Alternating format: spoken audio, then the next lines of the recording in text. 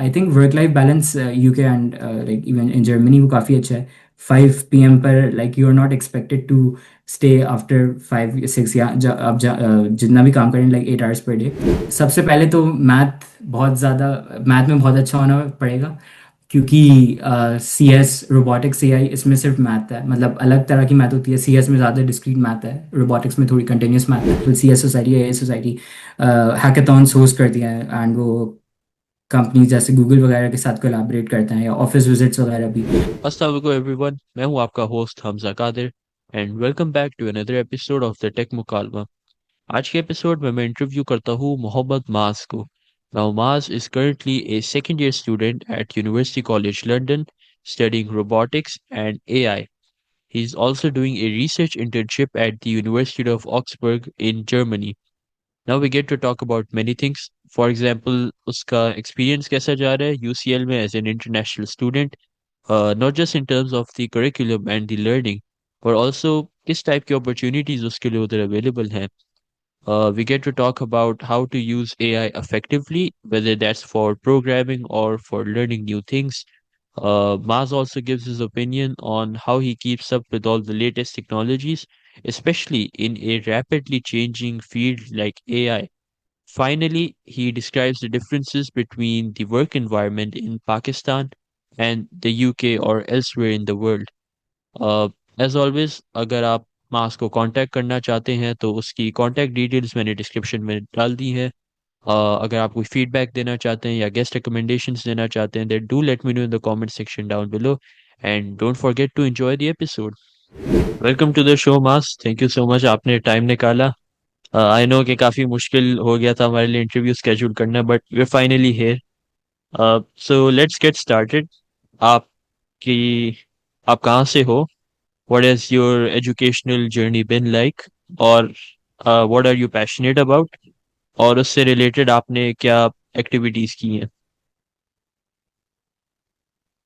Okay, so I am Mohammad Maaz. मैं कराची से ही हूँ। मैंने I was born and raised in Saudi Arabia, then we move to Karachi in 2015-16। तो ओ लेवल्स मैंने BVS से किया था, BVS Parsia school, and then A levels मैंने सीडर कॉलेज से किया था।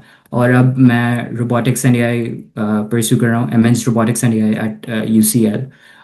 इट्स अ 4 years कोर्स। यूके में यूजुअली 3 years कोर्स होता है, लेकिन मेरा इंटीग्रेटेड मास्टर्स है, तो इसलिए इट्स 4 years लॉन्ग। राइट। और आपने कोई इंटर्नशिप्स या रिसर्च की है रोबोटिक्स और एआई से रिलेटेड? सो फर्स्ट ईयर में मैं एक फार्मास्यूटिकल कंपनी में इंटर्न था। मोस्टली उनकी जो पाइपलाइन थी उसी पे मैं काम कर रहा था, related to C and stuff. Second year में मेरा एक इंडस्ट्रियल प्रोजेक्ट था with this startup called Flower Labs. It's based in Cambridge, and हम लोग जो है एक डिफ्यूजन पॉलिसी ट्रेन कर रहे थे, एंड फिर कंपेयर कर रहे थे उसकी परफॉर्मेंस में, अगर सेंट्रलाइज ट्रेनिंग करें वर्सेस डिसेंट्रलाइज ट्रेनिंग। तो ये था इंडस्ट्रियल प्रोजेक्ट। ये भी थोड़ा सा रिसर्च फोकस्ड ही था। और अभी मैं एज ए रिसर्च इंटर्न काम कर रहा हूँ in Germany at university in Augsburg, and मुझे जो प्रोफेसर सुपरवाइज कर रहे हैं वो प्रीवियसली मैक्स प्लैंक इंस्टीट्यूट में ग्रुप लीडर होते थे for embodied visions group. Right. तो सो फार आपकी सबसे मोस्ट इंटरेस्टिंग इंटर्नशिप कौन सी रही जिसमें आपने सबसे ज्यादा लर्न किया हो? अच्छा, इंटरेस्टिंग इंटर्नशिप अभी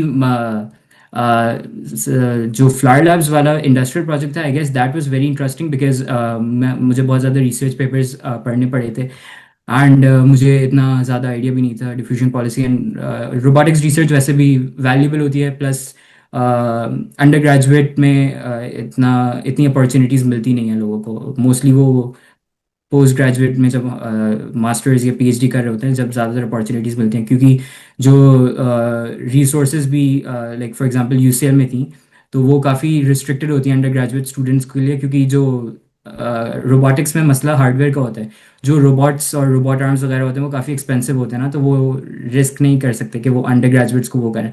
तो एक तो वो अपॉर्चुनिटी मिली थी। सेकंड जो अभी मैं इंटर्नशिप कर रहा हूँ वो भी इंटरेस्टिंग है, लेकिन मैं अभी उस स्टेज पे नहीं आया, मतलब जब थोड़ा कंप्लीशन की तरफ आऊँगा जब थोड़ा रैप अप कर रहे होंगे तो थोड़ा बेटर आइडिया होगा, लेकिन अभी तक जो मैं कर रहा हूँ वो काफ़ी इंटरेस्टिंग है। हम्म। और अगर हम यूसीएल की बात करें, obviously it's one of the world's best universities. यूसेट के अंडरग्रेड के लिए इतनी अपॉर्चुनिटीज नहीं है अगर हम पोस्ट ग्रेड से कंपेयर करें। लेकिन अगर हम सिर्फ अंडरग्रेड की बात करें, अगर सिर्फ उसी पे फोकस करें, what has been the learning experience like classroom के अंदर, लाइक किस टाइप का एनवायरनमेंट है, किस टाइप के टीचर्स हैं? और अगर हम क्लासरूम के बाहर भी देखें, आपको किस टाइप की अपॉर्चुनिटीज मिली है, रिसर्च की हो, इंटर्नशिप्स हो, रिलेटेड टू दैट? तो just a correction, opportunities under graduate के लिए भी अवेलेबल हैं, लेकिन काफ़ी कम है, स्पेशली हम्म। अगर मैं रोबोटिक्स की बात करूं, क्योंकि जो रोबोट आर्म्स और वो सब होते हैं वो काफ़ी एक्सपेंसिव होते हैं, और उन्हें उनके पास यूजुअली इतना टाइम और रिसोर्सेज नहीं होती हैं अवेलेबल कि वो सुपरवाइज कर सकें, क्योंकि पीएचडी स्टूडेंट्स की पहले से इंडक्शन वगैरह होती है तो वो लैब्स में इंडिपेंडेंटली काम कर सकते हैं, लेकिन अंडर ग्रेजुएट स्टूडेंट्स को एक तो इतना आइडिया भी नहीं होता कि लेट्स से कुछ अगर गलत हो, रोबोट फॉलो नहीं कर रहा, रोबोट आर्म जो उन लोगों ने एक्शन ट्रैजेक्टरी प्लान की थी, तो क्या करें ना। तो ये प्रॉब्लम है, इसलिए थोड़ा वो अंडर ग्रेजुएट को प्रेफर हेजिटेट करते हैं हायर करते वक्त ना, लाइक एज एन इंटर्न वगैरह, रोबोटिक्स की बात कर रहा हूँ। लेकिन अगर वैसे बात करें यूसीएल की, तो so far it's been great. अगर आउटसाइड द क्लासरूम बात करें तो यूसीएल करियर सर्विस जो है उनके पास यूजुअली वैकेंसीज वगैरह आती रहती हैं। कुछ वो खुद सोर्स करते हैं, एंड वो सिर्फ यूके की नहीं होती, जैसे अभी भी जो मैं इंटर्नशिप कर रहा हूँ, तो वो भी मुझे यूसीएल करियर सर्विस पर ही वैकेंसी नज़र आई थी जर्मनी की, एंड कुछ इवन पाकिस्तान में भी उनकी होती हैं। तो क्या कहते हैं, उनकी काफ़ी बड़ी टीम है, फिर उनकी वर्कशॉप्स वगैरह भी होती हैं, रेज्यूमे क्लिनिक्स अगर हेल्प चाहिए सीवी के साथ या प्रैक्टिस करनी है इंटरव्यू की, तो मॉक इंटरव्यूज़ वगैरह भी क्या कहते हैं बुक कर सकते हैं। तो अभी तक अच्छा है। एंड बाकी क्लब सोसाइटीज़ एंड ये सब भी अच्छा है, यूजुअली वो रेगुलरली इवेंट्स वगैरह होते रहते हैं, एंड कभी कभार वो फॉर एग्जांपल सीएस सोसाइटी या ए सोसाइटी हैकाथॉन्स होस्ट करती हैं, एंड वो कंपनीज जैसे गूगल वगैरह के साथ कोलैबोरेट करते हैं, या ऑफिस विजिट्स वगैरह भी। एंड स्पेशली सीएस सोसाइटी में उनके सीवी रोस्ट सेशंस होते हैं, जो कि अगर फर्स्ट ईयर या सेकंड ईयर में होते हैं तो काफ़ी हेल्पफुल होते हैं, क्योंकि वहाँ पे जो लोग फीडबैक दे रहे होते हैं वो होते हैं सीनियर्स, जिन्होंने पहले कंपनीज में इंटर्नशिप की हुई होती है, तो वो काफ़ी हेल्पफुल होता है। And then there is a really helpful community of Muslims to ISoc में, इस्लामिक सोसाइटी में, and then there is this thing called STEM Muslims, तो उसमें Imperial College and Oxford Cambridge के भी लोग हैं, तो वो भी काफ़ी हेल्पफुल होता है। uh, I mean that's amazing, like इतनी ज्यादा सपोर्ट आपको मिल रही है, करियर वाइज भी, एजुकेशन वाइज भी। सो आई रियलाइज कि आपने इतनी ज्यादा इंटर्नशिप्स की है and you're still in your second year, right? तो लाइक इतनी ज्यादा नई टेक्नोलॉजीज लर्न करना, स्पेशली अगर हम एआई में देखें तो उसमें रिसर्च पेपर्स भी पढ़ने पड़ते हैं, कॉन्सेप्ट्स को समझने के लिए फ्रेमवर्क्स भी लर्न करने होते हैं। उसके बाद आई थिंक जब, I am not sure, correct me if I am wrong on this, लेकिन उनका आउटपुट शो करने के लिए फ्रंट एंड पे भी थोड़ा बहुत काम करना होता है। So how do you manage all of this, specially with your studies? अच्छा, so a really good thing about my program is कि हम लोगों के प्रोजेक्ट्स बहुत ज़्यादा होते हैं, कोर्स वर्क्स बहुत ज़्यादा होते हैं, तो यूके में जो यूके में 2 सेमेस्टर्स नहीं होते, इंस्टेड ऑफ दैट हम लोगों के 3 टर्म्स होते हैं, टर्म 1, टर्म 2 एंड टर्म 3। तो जो 2 टर्म्स होते हैं यूजुअली उसमें टीचिंग होती है, और थर्ड टर्म में एग्ज़ाम्स होते हैं, लेकिन मेरे कोर्स में रोबोटिक्स एंड एआई में जो टर्म 1 है उसमें टीचिंग होती है और एंड में एग्जाम्स होते हैं, टर्म 2 में भी टीचिंग, एंड में एग्जाम्स होते हैं, एंड टर्म 3 में प्रोजेक्ट्स होते हैं।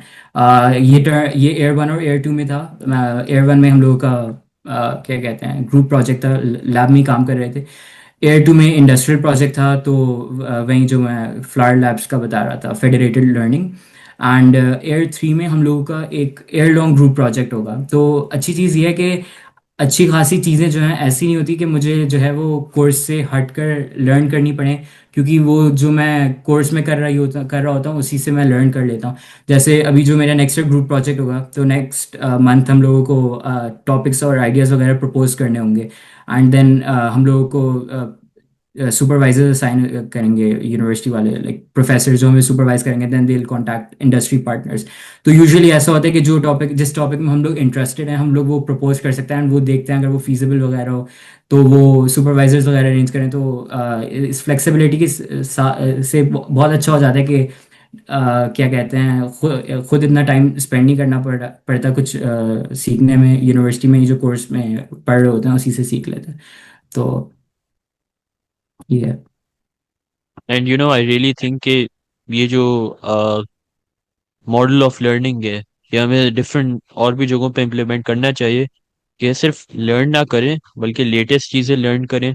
और प्रोजेक्ट्स होने चाहिए, ना सिर्फ फोर्थ क्या कहते हैं, फोर्थ ईयर का प्रोजेक्ट नहीं होना चाहिए, हर साल प्रोजेक्ट होने चाहिए, क्योंकि इससे ज़्यादा बेहतर लर्निंग होती है। और इससे फिर फ्री टाइम में भी हमें लाइक कम लर्निंग करनी होती है, क्योंकि क्लासरूम्स में इतना कुछ हम कर रहे हैं ऑलरेडी।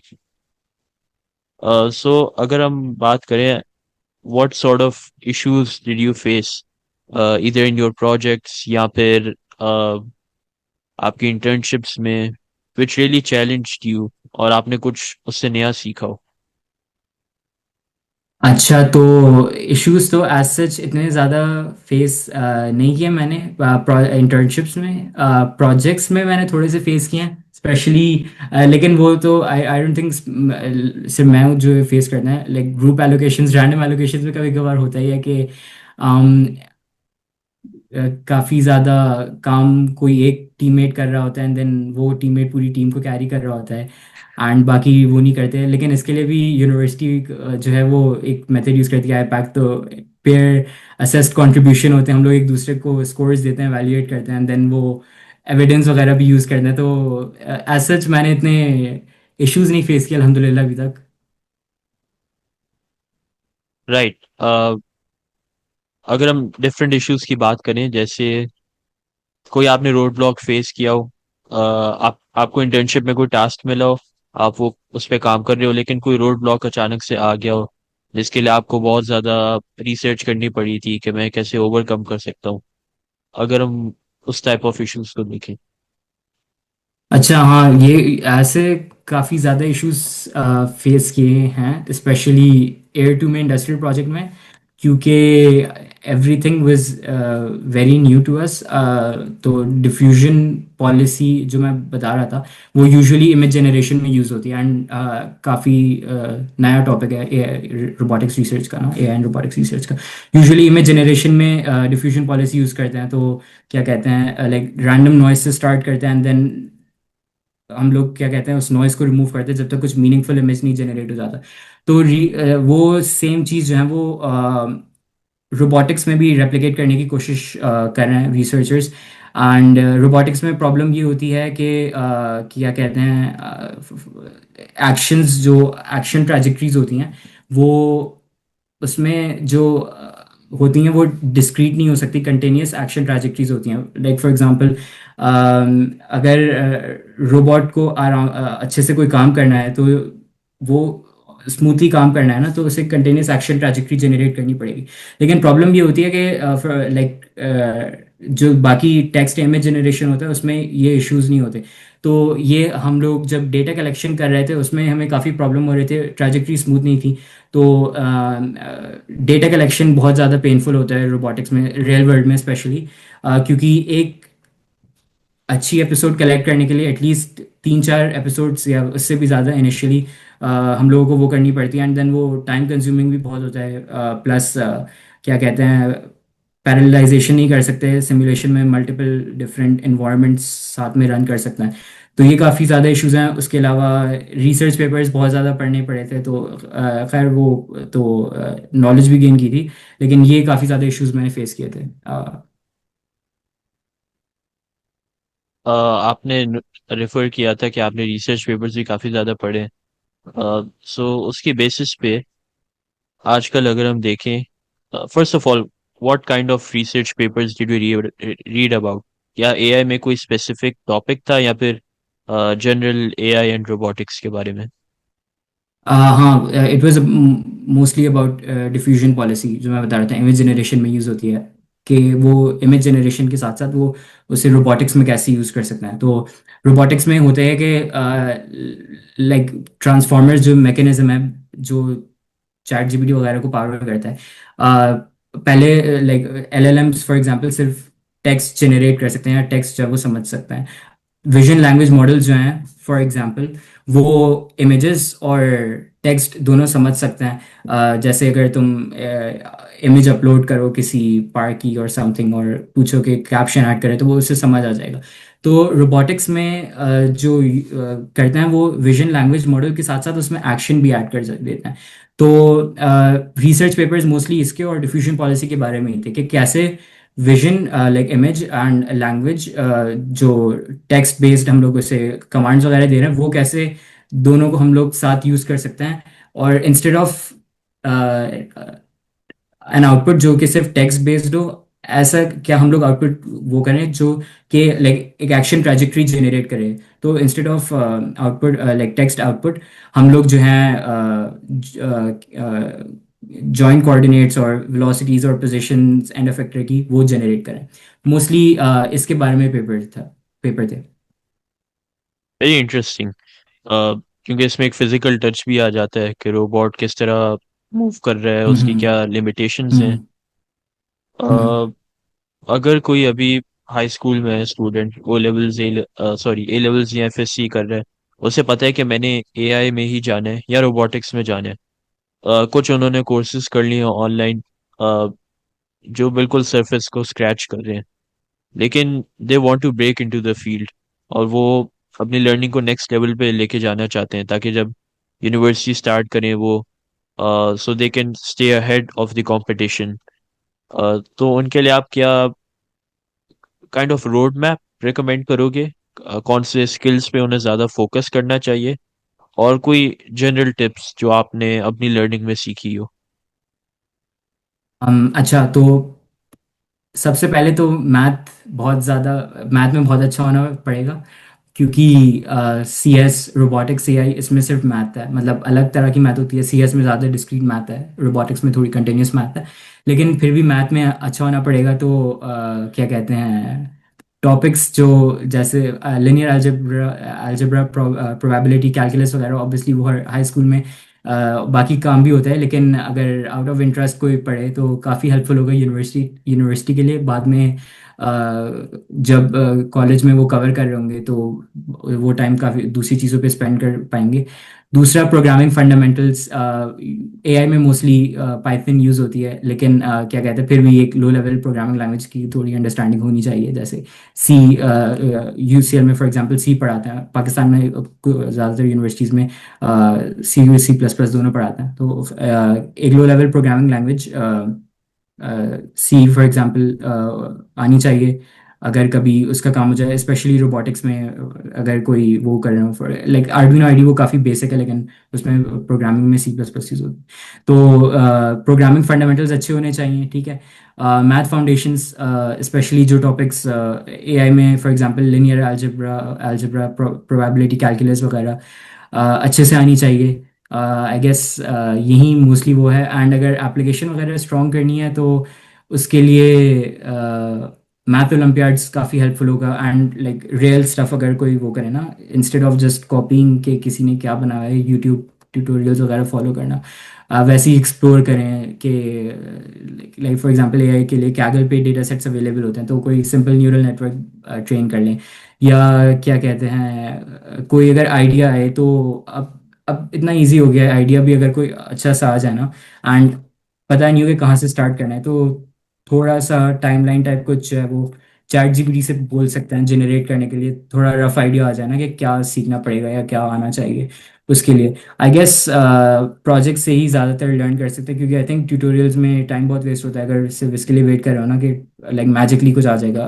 प्रोजेक्ट से फ़ायदा ये होता है कि शुरू में कुछ नहीं आता है, फिर जब बीच में किसी चीज़ में फंसेंगे, देन उस वक्त थोड़ा आइडिया हो जाएगा जब उसे फिक्स करेंगे कि कैसे फिक्स किया था। और ये सब ट्यूटोरियल्स में वो यूजुअली स्किप कर देते हैं वो वाला पार्ट जो when they get stuck and जो वो फिक्स करता है ना। तो I hmm. Guess project based learning important है। And I think that's it. और प्रोजेक्ट्स के लिए आइडियाज, आइडियाज भी नहीं बल्कि यूनिक आइडियाज जो एप्लीकेशन पे अच्छे लगेंगे रेज्यूमे पर, वो हम किस तरह फाइंड कर सकते हैं? आई मीन कोई प्रॉब्लम फॉर एग्जांपल जो देखी हो। Of course real world problems तो हाई स्कूल स्टूडेंट्स नहीं सॉल्व कर सकते, हम्म। लेकिन फिर भी कुछ क्या कहते हैं, थोड़ा बहुत कर सकते हैं। जैसे अगर कुछ ऐसी प्रॉब्लम तुम्हें लगती है जो अभी तक इतनी ज़्यादा सॉल्व नहीं की हुई या और थोड़ी सी यूनिक है, लेकिन तुम थोड़े कंफ्यूज्ड हो, तो उसके बारे में थोड़ी रिसर्च करो अगर वो पहले से किसी ने की हुई है। या अगर की हुई भी हो तो ज़रूरी नहीं है कि वो 100% यूनिक हो, क्योंकि हाई स्कूल में कोई एक्सपेक्ट नहीं करता कि कोई स्टार्टअप आइडिया के साथ आ जाए। लेकिन बस ऐसा होना चाहिए कि वो बहुत ज़्यादा सेम लोगों ने कॉपी नहीं किया हो। जैसे a lot of students even in university वो मूवी रिकमेंडर सिस्टम वगैरह एंड ये सब बना रहे होते हैं, जो कि पता नहीं कोई इतने सारे लोग कर सेम प्रोजेक्ट कर चुके हैं। मूवी रिकमेंडर सिस्टम हो गया, इसके साथ हेल्थ काइंड ऑफ ऐप हो गया, ये काफी ज्यादा कॉमन आइडियाज हैं। Cancer cancer detection. हाँ हाँ बिल्कुल। अब कुछ ऐसा ग्राउंड ब्रेकिंग तो हम नहीं कर सकते ना कि वही कैंसर को हाँ। बिल्कुल ही हम क्योर कर दें। तो हर बंदा फिर वही हम्म, सेम काइंड ऑफ प्रोजेक्ट्स बना रहा होता है, इसलिए मैंने पूछा था। हम्म। सो पर्सनली आप एआई को अपने लर्निंग प्रोसेस में, अपने प्रोजेक्ट्स में किस तरह यूज करते हो? अच्छा, तो मैं मोस्टली जब शुरू कर रहा होता हूँ तो बीच लाइक स्केलेटन कोड कभी कभार, लाइक मैं वो क्या कहते हैं, एआई टूल्स यूज़ करता हूँ लाइक को पायलट या क्या कहते हैं कर्सर वगैरह, स्केलेटन कोड वगैरह जनरेट करने के लिए। या अगर मैं कभी डीबग करते वक्त फंस जाता हूँ उसमें यूज़ करता हूँ। लेकिन मोस्टली मैं खुद ही करता हूँ, लेकिन कभी कभार वो काफ़ी हेल्पफुल होता है। लाइक अगर सेम चीज़ करनी है जो रेपिटेटिव है, तो वो बजाय इसके कि मैं बार बार अपना उसमें टाइम वेस्ट करूँ, तो उसमें मैं काफ़ी ज़्यादा काफ़ी ज़्यादा यूज़ करता हूँ। एंड उसके अलावा टाइमलाइन या रोड मैप्स वगैरह के लिए भी काफ़ी हेल्पफुल होता है कि अगर प्रोजेक्ट का पता है तुम्हें क्या आइडिया है एंड पता है कि कैसे करना है, लेकिन फिर भी कंफ्यूज होके लाइक हर वीक कैसे उसे करना चाहिए, वो काफ़ी हेल्पफुल होता है। या डेफिनेटली जो रिपीटेटिव टास्क है, बॉयलर प्लेट कोड हो गया जैसे आपने कहा था, उसमें बहुत ज़्यादा टाइम लगता है। हमें ऑलरेडी पता होता हम्म। है कि क्या क्या कोड हमने लिखना है, तो टाइम काफ़ी बच जाता है। हम्म। अगर हम इसकी लिमिटेशंस देखें, जो अब आपको समझ आता है ऑब्वियसली कि एआई काम कैसे करते हैं, एलएलएम्स किस तरह काम करते हैं, तो चैट जीपीटी, कर्सर, को पायलट, ये लोग बहुत ज़्यादा यूज़ कर रहे हैं ना सिर्फ होमवर्क के लिए, बल्कि वेबसाइट्स एप्स बनाने के लिए, अपने साइड प्रोजेक्ट्स के लिए। तो इसमें आपको क्या लिमिटेशंस नज़र आती हैं, या फिर कुछ ऐसी चीज़ें जिनका अ, हम जैसे जो एवरेज यूजर्स हैं उन्हें ख्याल रखना चाहिए? अच्छा, सबसे पहले तो सबसे बड़ी लिमिटेशन ये है कि अच्छा रिसेंटली वैसे एक रिसर्च पेपर था जो कि एप्पल के रिसर्चर्स ने ऑथर किया था, इल्यूजन ऑफ थिंकिंग। एंड उसमें यही बताया हुआ था कि जो कुछ रीजनिंग मॉडल्स वगैरह हैं वो सिर्फ they are just very good at pattern matching ना। एंड जब एक कॉम्प्लेक्सिटी एक सर्टेन थ्रेशोल्ड से ज़्यादा बढ़ती है, तो उस वक्त फिर वो सिर्फ जो है वो फेल हो जाते हैं। तो सबसे इम्पॉर्टेंट चीज़ यही है कि एलएलएम्स जो हैं उन्हें एज ए टूल यूज़ करना चाहिए। वो आपको रिप्लेस नहीं कर सकते, लेकिन वो सब कुछ जो है वो आपको प्लेट पे रख के नहीं दे सकते, क्योंकि वो कभी कभार सही से समझते भी नहीं है। वो पैटर्न मैचिंग में अच्छे होते हैं। एंड पेपर में भी यही था, इवन दो बाद में काउंटर आर्ग्यूमेंट्स के लिए एक और पेपर आई गेस एंथ्रोपिक के रिसर्चर्स ने वो किया था, I am not really sure. लेकिन क्या कहते हैं, लाइक सही है, यूज़ करना चाहिए। लेकिन अगर बहुत ज़्यादा रिलाई कर रहे हैं कि समझ ही नहीं आए आपकी कोड आपके एग्जैक्टली चल क्या रहा है कोड बेस में ना, तो बाद में अगर कुछ इशू आ जाए और इसको डीबग करते वक्त बहुत ज़्यादा स्ट्रगल करेंगे। तो आई गेस यही है, इसका ख्याल रखना चाहिए। और आप वाइब कोडिंग को सपोर्ट करते हो या आप उसके एंटी हो? मतलब कुछ चीज़ों के लिए लाइक कंप्लीटली नहीं कर सकते, मैं थोड़ा एंटी की तरफ वो करूँगा। लेकिन मतलब वाइब कोडिंग ठीक है, एज लॉन्ग एज थोड़ा थोड़ा थोड़ा नहीं बल्कि समझ आ रहा हो कि हो क्या रहा है ना। अगर बिल्कुल तुम वाइब कोड कर रहे हो एंड लाइक पूरा उसके ऊपर रिलाई कर रहे हो तो फिर मसला हो जाएगा, स्पेशली अगर कुछ प्रॉब्लम आ जाए एंड फिर तुम डीबग भी नहीं कर पाओगे, फिर क्या कहते फिर हैं, तो कुछ भी नहीं हो सकेगा। मसला। हाँ, फिर कुछ भी नहीं हो पाएगा। राइट। सो आपका जो वर्क एक्सपीरियंस रहा है, उसमें आपने पाकिस्तान में भी काम किया? Hmm. So what was that experience like, and more specifically आपकी जो वर्क प्लेस इन्वायरमेंट थी, अगर हम यूरोप या यूके से कंपेयर करें पाकिस्तान को, तो आपने क्या डिफरेंसेस फील किए थे? अच्छा, तो पाकिस्तान में मैंने लाइक एक ही वो किया, तो मैं इतना कुछ वो नहीं बोल सकता, लेकिन डिफरेंस सबसे ज़्यादा ये था कि क्या कहते हैं, इंस्ट्रक्शंस काफ़ी ज़्यादा लाइक एक्सपेक्ट करते हैं हमें कि वो इंस्ट्रक्शंस फॉलो करें, एंड लाइक जो उन लोगों ने स्कोप डिफाइन किया होता है उसी को वो करें, एंड ज़्यादा क्वेश्चंस नहीं पूछें या कोई इनएफिशिएंसीज वगैरह नज़र आए तो उसे इग्नोर कर दें। लाइक सीनियर्स की रिस्पेक्ट करें एंड इग्नोर कर दें अगर वो कुछ ऐसा काम कर रहे हो ना जो आपको लगे कि गलत है। इसलिए अगर कुछ आइडिया भी आ रहा हो तो वो यूजुअली आप वो नहीं कर सकते, बट ये लाइक जो मैंने इंटर्नशिप की थी उसमें मैंने ऐसा फील किया था। हो सकता है डिफरेंट वो हो। ये मैंने वर्क उसमें नोट किया था। And second, I think work life balance UK and like even in Germany वो काफ़ी अच्छा है। 5 PM पर like you are not expected to stay after 5 6, या जितना भी काम करें लाइक 8 hours पर डे। क्योंकि जितना आपका काम है आप उतना ही काम करते हैं, लाइक कोई आपको अप्रिशिएट नहीं करेगा कि अगर आप ओवर टाइम या वो ज़्यादा आवर्स काम कर रहे हैं ना, क्योंकि फिर वो आप अपनी मर्जी से कर रहे हैं। तो ये मैंने डिफरेंसेस नोट किए थे, नोटिस किए थे। और पाकिस्तान में तो घर पे भी आ जाए तो कॉल्स आ रही होती है। सो तो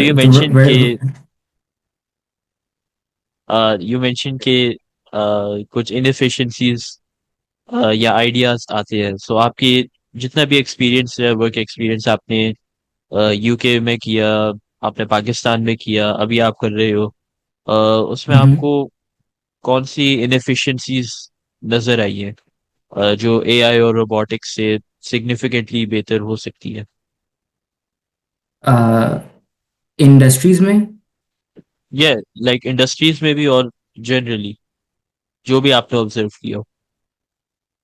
अच्छा, like I don't I think like robotics में पाकिस्तान में स्पेशली बिकॉज रोबोटिक्स में अच्छी खासी इन्वेस्टमेंट वगैरह चाहिए होती है, तो आई डोंट थिंक फीजिबल होगा पाकिस्तान में उसे सॉल्व कर सकें लाइक अभी, क्योंकि उसके लिए बहुत ज़्यादा इन्वेस्टमेंट चाहिए होगी। क्योंकि लाइक फॉर एग्जांपल एक रोबोट आर्म है, फ्रैंक अमेगा पांडा, जो काफ़ी कॉमनली यूज़ होता है रोबोटिक्स रिसर्च में। आई थिंक पाकिस्तान में सिर्फ एक नस्ट ने रिसेंटली 2023 या उसमें खरीदे थे इस तरह कुछ।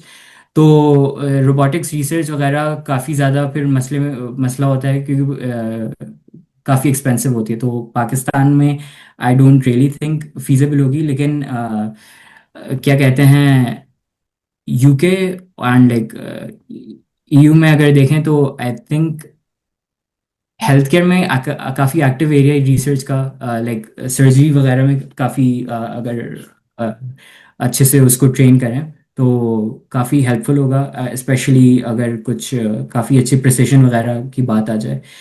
एंड सेकेंडली, जो फेडरेटेड लर्निंग वाली बात मैं कर रहा था, तो अगर रोबोटिक्स को हटा दें तो फेडरेटेड लर्निंग में एक अच्छी चीज़ जो होती है डिसेंट्रलाइज ट्रेनिंग की, वो ये होती है कि डेटा शेयर नहीं करना पड़ता। तो बजाय इसके कि डेटा शेयर करना है सर्वर पर एंड सेंट्रलाइज ट्रेनिंग हो, आप जो डिवाइस होती है उसी में आप ट्रेन करते हैं एंड देन आप क्या कहते हैं वेट्स और वगैरह वो शेयर कर देते हैं। तो आई गेस ये हॉस्पिटल्स वगैरह में यूज़ हो सकता है, या कहीं भी जहाँ सेंसिटिव डेटा शेयर नहीं करनी हो लेकिन फिर भी काम करना हो, मॉडल्स डिप्लॉय करने हो वगैरह, तो आई गेस ये। अभी करंटली हेल्थ केयर में सर्जरीज के लिए यूज हो रहे हैं रोबोट्स? आई थिंक चाइना में like I I don't really think large scale पर हो रहे हैं, बट आई थिंक चाइना में क्या कहते हैं वो, लाइक इसके ऊपर काफ़ी research, I mean even in the US and UK, but China काफ़ी आगे है इसमें एआई रिसर्च में, I think AI and robotics research में। तो वो अभी तक उन लोगों ने लार्ज स्केल पे करना शुरू नहीं किया है, बट काफ़ी एक्टिव एरिया ऑफ रिसर्च। क्योंकि इसमें भी वो काफी ज्यादा ट्रस्ट का इशू आ जाता है ह्यूमंस की तरफ से। Exactly. So this was an amazing conversation, thank you so much, आपने टाइम निकाला। Before we wrap up this interview, अगर व्यूअर्स आपको कांटेक्ट करना चाहते हैं तो किस प्लेटफॉर्म के थ्रू कर सकते हैं? ईमेल, ईमेल पे मुझे कांटेक्ट कर सकते हैं। मैं ईमेल बता देता हूँ अपनी, MMA Z, if you want to note down, MMAZ17 2005 @gmail.com। दूसरा, there is a contact form to in my website, वहाँ पे कॉन्टैक्ट कर सकते हैं। I get an email, mohammed-mas.com। तो ठीक है, एंड वो ऑन मैं लिंक्डइन फिर भी। सही सही, डेफिनेटली वो फिर मैं डिस्क्रिप्शन में अटैच कर दूंगा। इंशाल्लाह फिर किसी और टाइम बात करते हैं। Thank you so much once again.